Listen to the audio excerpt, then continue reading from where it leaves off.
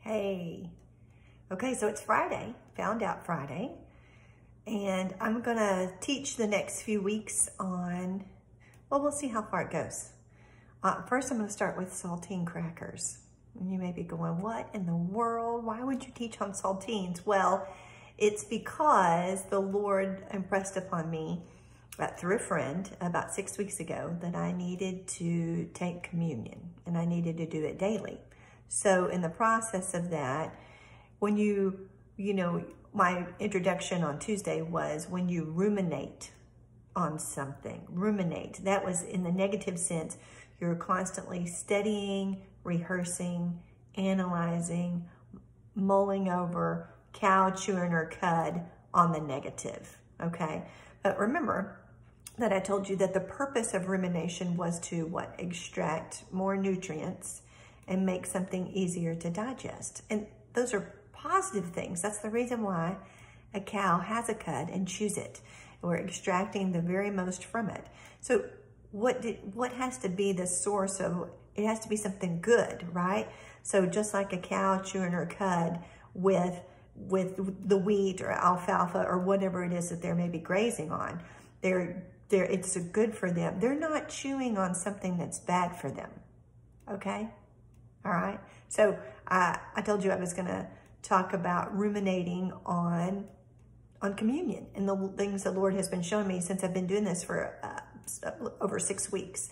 So I first want to talk about the saltine. So this is the very same saltine that I had on Tuesday. Notice that part of it's gone and it just continues to get smaller and smaller. There's a point to be made here. When Jesus, well, how about this? When Jesus was talking about when you had the faith of a mustard seed. You remember that? Okay. Mustard seed is tiny. Has anybody ever looked up a mustard seed and the size of it? We're talking about little bitty.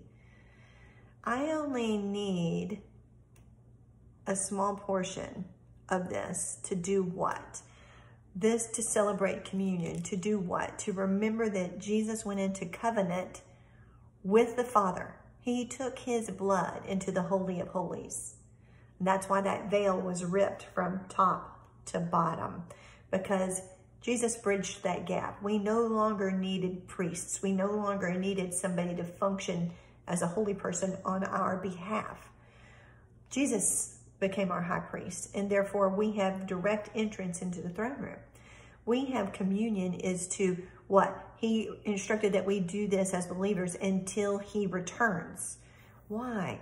To put into remembrance all of these things that we're going to talk about, but to put his sacrifice into remembrance, to put his covenant into remembrance, to put the fact that when you're in covenant, that he supplies all our needs through his riches and glory in Christ Jesus, Philippians 4:19. That is the purpose of this. So when you have something that you have been ruminating on negatively, the only thing to do to that is to turn right around and go, what did Jesus say? He said, my burden is easy, my yoke is easy, my burden is light. Trade. Do a trade. I'm going to give you this. I'm going to give you this person, this family member, this job situation. Take this. I'm tired of carrying it. And let me take your ways. He already bore the cross. He already bore the burdens. My way, go my way. So in discussing that, it only takes a little at a time. Jesus didn't say I needed to consume all his body. That is something that is phenomenal about him. It is something that he's like, just take what you need, because it'll be what? More than enough. Ephesians 3:20 says that he can basically work the power that is within us, which is his love, can work the power that is within us more than we can ask, think, or imagine. Take him, work in him. You enter him as far as that refuge, and it will grow. It will grow. It will grow, just like your fruit of the Spirit will. Take a piece. We're going to study this saltine more in the upcoming weeks. I look forward to seeing you then.